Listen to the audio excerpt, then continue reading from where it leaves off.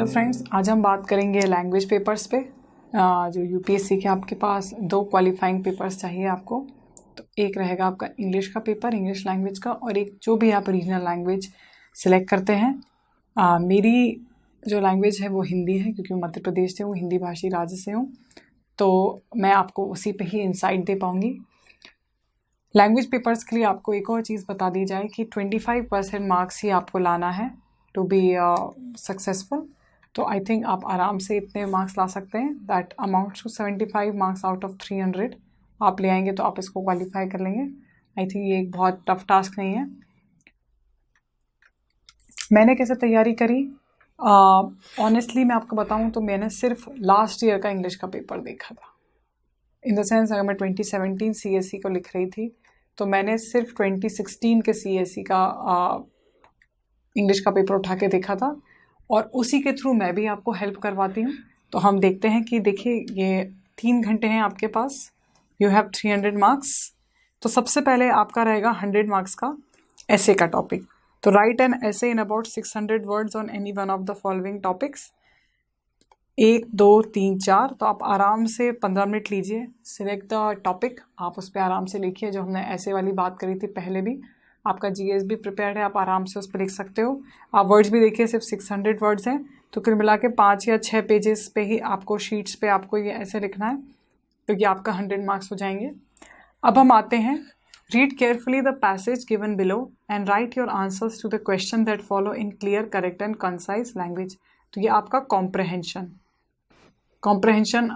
एक अनदर एक easy catch है आपके लिए, आप आराम से मार्क्स ला सकते हैं। तो 15 × 5 5 क्वेश्चन रहेंगे, 15 मार्क्स ईच के, तो 75 मार्क्स आपके इससे कवर हो जाएंगे। तो आप देखिए, आराम से आप इसको टैकल कर सकते हैं। अनदर आप देखिए, इसे बोला make a precis of the following passage in about 1/3 of its length, do not give it a title to it, the precis should be written in your own language. तो आप देखिए, आप आराम से जब इतना आप एक्सरसाइज कर लेंगे सिविल सर्विस एग्जामिनेशन में, तो आपने द हिंदू पढ़ा होगा, द इंडियन एक्सप्रेस पढ़ा होगा, तो काफ़ी सारे आर्टिकल्स आप पढ़ते हैं। तो इसी, आप समझिए कि इसी तरीके से आपको एक और आर्टिकल पढ़ना है, और उसको 1/3 वर्ड्स में, जैसे कि 882 वर्ड्स हैं, ये करीब 880 वर्ड्स मान लीजिए, हम 900 वर्ड्स मान लेते हैं, तो 300 वर्ड्स में आपको इसे कंसाइज करना है। तो it amounts to 2.5 to 3 pages. तो इसमें आपको इसका प्रेसी लिखना है। This is also doable. आप आराम से अगर पिछले साल का ही क्वेश्चन पेपर को देखेंगे तो you will be able to get a hold over this paper. It is relatively very easy. In fact मेरे केस में और काफ़ी सारे एस्पिरेंट्स के केस में, जो 3 घंटे होते हैं, the paper gets over in 2 hours only. तो आप आराम से रेस्ट भी कर सकते हैं, आप हेड डाउन करिए, आप सो जाइए अगले पेपर के लिए भी, या save your energy for your next paper. तो इस तरीके से आप इसे मैनेज करें। अगला जो क्वेश्चन 4th है, rewrite the following sentences after making necessary corrections, do not make unnecessary changes in the original sentence. तो इसमें जो थोड़ा हम गलत इंग्लिश यूजेस करते हैं प्रेपोजिशंस का, या फिर जो भी कंपोजिशंस है या आर्टिकल है, ए एंड द, तो उसका जो एक बहुत बेसिक ग्रामर जो आपने 7th 8th में पढ़ा होगा इंग्लिश का, उस रिलेटेड है, तो ये 10 मार्क्स का है। फिर आप देख लिए सप्लाई द मिसिंग वर्ड्स, ये भी बेसिक ग्रामर है, 5 मार्क्स का है। फिर आप देखिए use the correct form of verbs, तो वर्ब्स को भी आप करेक्ट यूजेज में, आपको 5 मार्क्स का है। एंटोनिम्स आपसे ऑपोजिट्स पूछे हैं, ये भी 5 मार्क्स के हैं। फिर rewrite each of the sentence as directed without changing the meaning, जैसे as soon as, passive voice, indirect speech. तो ये आप 8th या 9th स्टैंडर्ड की जो भी इंग्लिश ग्रामर की बुक है, आप आराम से उसको करके, ये सारे आपको इंग्लिश में जो भी आप गलतियाँ करते हो, बहुत बेसिक ग्रामेटिकल एरर्स हैं। इसमें हम ऑर्नामेंटल इंग्लिश या फिर लिटरेचर इंग्लिश की तो बात ही नहीं कर रहे हैं। तो आप आराम से इसको टैकल कर सकते हैं। Use the following words to make sentences that bring out their meaning clearly. हाँ, तो इसमें आपको सेंटेंस फॉर्मेशन करना है और ऐसे यूज़ करना है कि मीनिंग क्लियरली आए। तो डिस्डेन, कंटेजियस, स्टैगर, इंसुलर, डायडैक्टिक। फिर फिल इन द ब्लैंक्स आ गए इसमें, जिसमें आपको वही सही वर्ड यूज़ करना है। और use the following idioms and phrases in sentences of your own to bring out their meaning clearly. तो ये फिर से आपको इडियम्स और फ्रेजेस का पता करना है। तो ins and outs, at sea, cut adrift, go brisk, with a view to.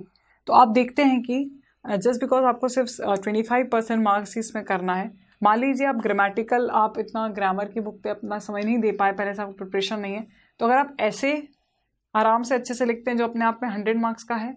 फिर आप आराम से अगर अपना कॉम्प्रहेंशन, प्रेसी ये सब कंप्लीट करेंगे तो ही आप रियलाइज़ करेंगे कि you have already attempted more than 200 marks का पेपर आप ऑलरेडी अटेम्प्ट कर चुके हैं। तो उसके बाद आप एक हाथ समय का 4 या 5 घंटे आराम से इसको रिवाइज कर सकते हैं। अगर नहीं भी है तो आई वुड सजेस्ट कि आपको इतना अलग से उस पर समय नहीं देना है, अपना समय बचा के चलना है और उन सारे पेपर्स में आपको अपना टाइम लगाना है जो कि that will fetch you marks, that will fetch you your final rank. It is just a test of your basic English, जिसको हम बोलते हैं फंक्शनल इंग्लिश। क्योंकि जब आप गवर्नमेंट में काम करने चाहेंगे तो जैसे मान लीजिए सुप्रीम कोर्ट से कोई ऑर्डर आ रहा है या गवर्नमेंट ऑफ इंडिया की कोई रिपोर्ट है, तो आपको एक बेसिक इंग्लिश की अंडरस्टैंडिंग होना चाहिए। That is the only purpose of this paper.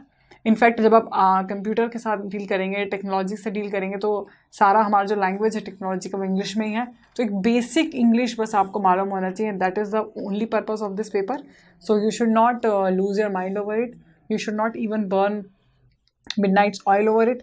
आप उसको उतनी ही इंपॉर्टेंस दीजिए जितनी उसको मिलनी चाहिए, and then you can get along with that.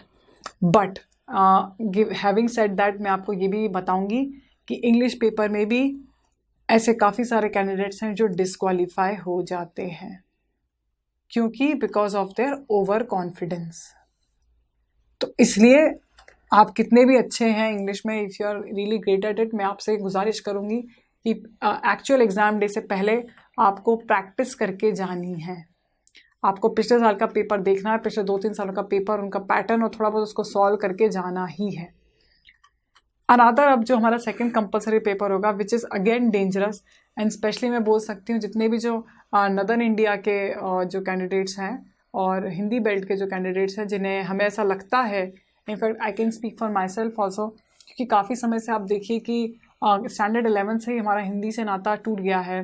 फिर पूरा ग्रेजुएशन भी हमारा इंग्लिश में रहा, उसके बाद भी मैंने जितनी पढ़ाई करी है सब इंग्लिश में करी है, तो हिंदी से एक तरीके से नाता छूट गया है।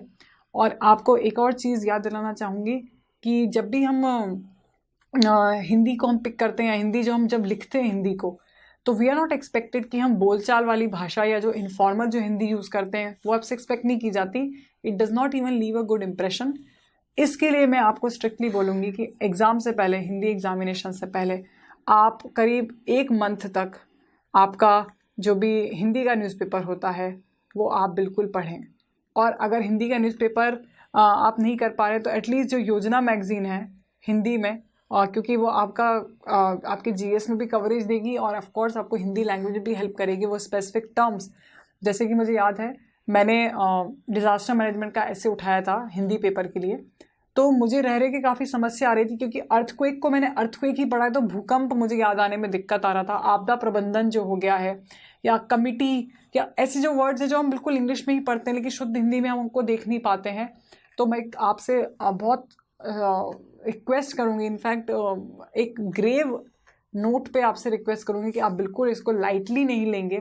आप डेफिनेटली हिंदी को प्रैक्टिस करके जाएंगे, 1 महीने हिंदी का न्यूज़पेपर पढ़ के जाएंगे, या फिर योजना के जो भी अच्छे जो भी इश्यूज़ आते हैं आप वो वाला उठा के, वॉल्यूम उठा के आप उसको पढ़ के जाएंगे। हिंदी का पेपर भी अगर आप देखें तो 300 मार्क्स का है, उसमें से 100 मार्क्स का आपको ऐसे लिखना है।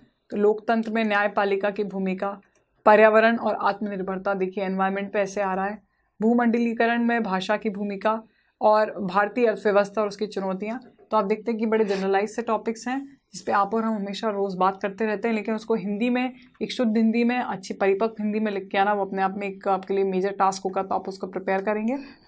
उसके बाद आप देखिए कि निम्नलिखित गद्यांश को ध्यानपूर्वक पढ़िए और उसके आधार पर नीचे दिए गए प्रश्नों के उत्तर स्पष्ट, सही और संक्षिप्त भाषा में दीजिए।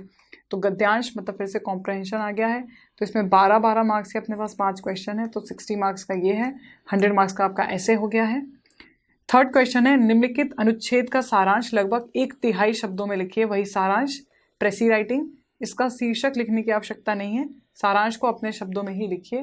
फिर वही आपसे रिक्वेस्ट की जा रही है कि आप आर्टिकल पढ़ें और अपने भाषा में उसको 1/3 कंप्रेस करके लिखें उसकी। फिर निम्नलिखित गद्यांश का अंग्रेजी में अनुवाद कीजिए। तो अगर एक बहुत बेसिक लेवल से आपसे ट्रांसलेशन का एक्सपेक्ट किया जा रहा है जो कि 20 मार्क्स का है, जैसे वर्तमान युग सूचना प्रौद्योगिकी का युग है, तो एज जो है, तो today's age is information technologies age है। इस तरीके से आप आराम से सेंटेंस बाय सेंटेंस तो इसके लिए मैं आपसे बोलूँगी कि आप 3 या 4 पिछले साल के जो क्वेश्चन पेपर्स हैं उनको उठा के प्रैक्टिस करके जाएंगे तो एक ट्रांसलेशन हो गया। फिर गद्यांश का हिंदी में अनुवाद कीजिए, तो इंग्लिश टू हिंदी भी आपसे एक्सपेक्ट किया जा रहा है कि आपको ट्रांसलेशन आता हो। फिर मुहावरे, उड़ती चिड़िया पहचानना ना को, तो आपने ये 8th या 9th में जब आप होंगे तो आपके पास मुहावरों की बुक होगी, तो हम मुहावरे भी करके जा सकते हैं। वाक्यों को शुद्ध रूप में लिखिए, ये आपके फिर से 10 मार्क्स का हो गया है। 2 पर्यायवाची लिखिए, ये भी आपके 10 मार्क्स का हो गया है। और निम्नलिखित युग्मों को इस तरह से वाक्यों में प्रयोग कीजिए कि उनका अंतर स्पष्ट है, तो ये भी। तो ये जो 10, 20, 30, 40 जो आपको 40 मार्क्स का जो है ये आपकी बेसिक हिंदी ग्रामर से आपका हो जाएगा। और बाकी जो 260 मार्क्स का है आप देख सकते हैं कि आपका काफ़ी आराम से कवरेज हो सकता है इसके थ्रू।